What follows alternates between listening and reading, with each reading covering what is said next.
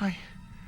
I'm feeling happy, which is a big deal for me. I want to touch it. Ooh. Hey, come back.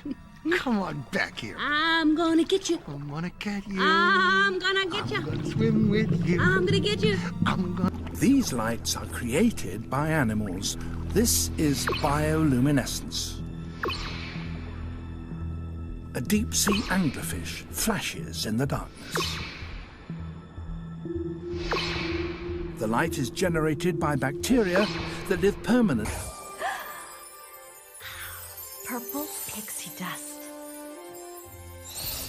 The sand. Oh wow. Like that's like...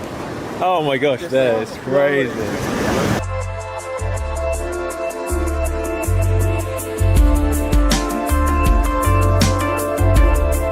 As kids, we were told that pixie dust and glowing plants were all things of fiction.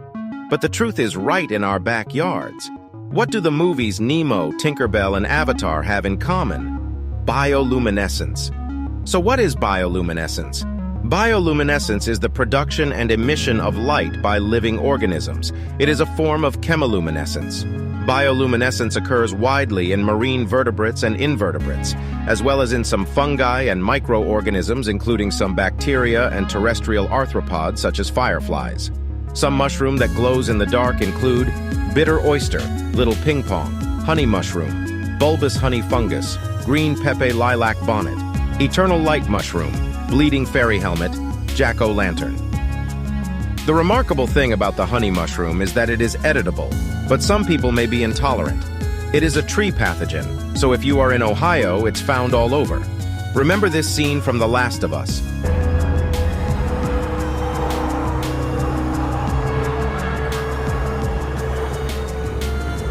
They're connected. More than you know. The fungus also grows underground.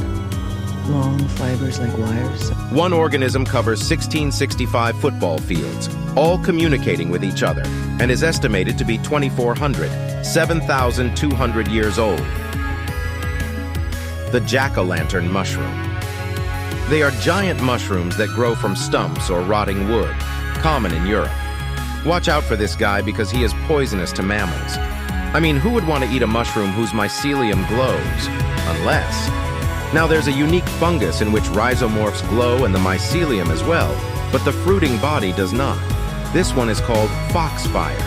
This shows just how complex fungi are.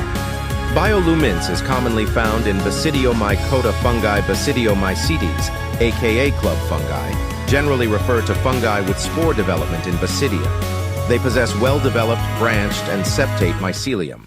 A long-lived dikaryotic stage is seen in Basidiomycetes. Bioluminescence fungi tend to produce white spores and saprotrophs, so they're going to break down dead or organic matter. How rare are they? Only about 100 species out of 100,000 are glowing fungi. The earliest report of fungi is from Aristotle in 384, 322.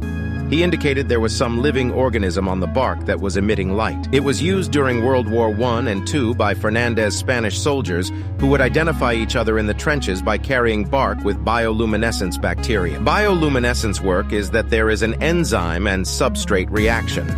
Caffeic acid is essential to allow the cycle of bioluminescence to occur.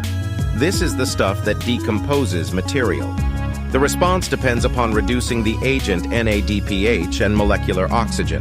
This creates a compound molecule, luciferin, which is reduced to luciferase. During that process, the presence of oxygen will oxidize to oxyluciferin, water, and light. This high to low energy will give off light rather than heat like in most organisms. The gene responsible for bioluminescence has been a great mystery to scientists, and we are still learning more. Many fungi species have bioluminescence, but due to our limited eyesight, we cannot assess correctly by the naked eye. So there's probably a lot more out there, and we can explore this with advanced technology. So why do they glow? No, really pause and guess. To attract insects to spread spores, attract predators as a deterrent, warning coloration, metabolic byproduct. Attracting insects is plausible. They eat the spores and expel them elsewhere. But this doesn't apply to fungi that don't have a fruiting body but glowing mycelium, foxfire, for example. Maybe that mushroom attracts predators of insects that would otherwise feed on the mushroom or the mycelium and allow that fungus to live longer in the environment. Okay, that's plausible. They also might mimic something toxic in the environment, so insects or other animals won't eat them. There's nothing out there in these environments that could be considered toxic, so they can't be mimicking anything. Now, if you guessed the most boring answer, that bioluminescence is simply a metabolic byproduct, I mean, this is the most logical answer, according to mycologists. It's an energy-releasing byproduct. It's simply just waste. When fungi break down wood, they generate free radicals, reactive oxygen molecules. It's possible that in bioluminescence, there's an evolved gene that allows mushrooms to neutralize what could potentially be damaging molecules in their cytoplasm. If we look at the environment in which these fungi grow, they tend to be tropical environments. If they exist in such a warm climate, rather than release that excess energy as heat, it's more beneficial to remove it as light, since it's already so warm. So where does this evolutionary ability come from? Well, it's been shown at some point that this ability evolved at one time but later got lost. This is proven by a study done on the 4 categories of glowing fungi. They decided to mix these enzymes and substrates together, and from these they received the same results. All the chemical bacteria glowed, showing it's the exact same biological pathway that allows fungi to grow no matter what combination. This shows it evolved a single time, and bioluminescence was lost.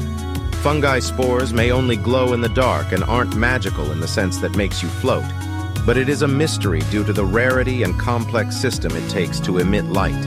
And next time you watch your favorite Pixar on Disney movie, look for bioluminescent and know the mystic occurrence may not be all make-believe after all.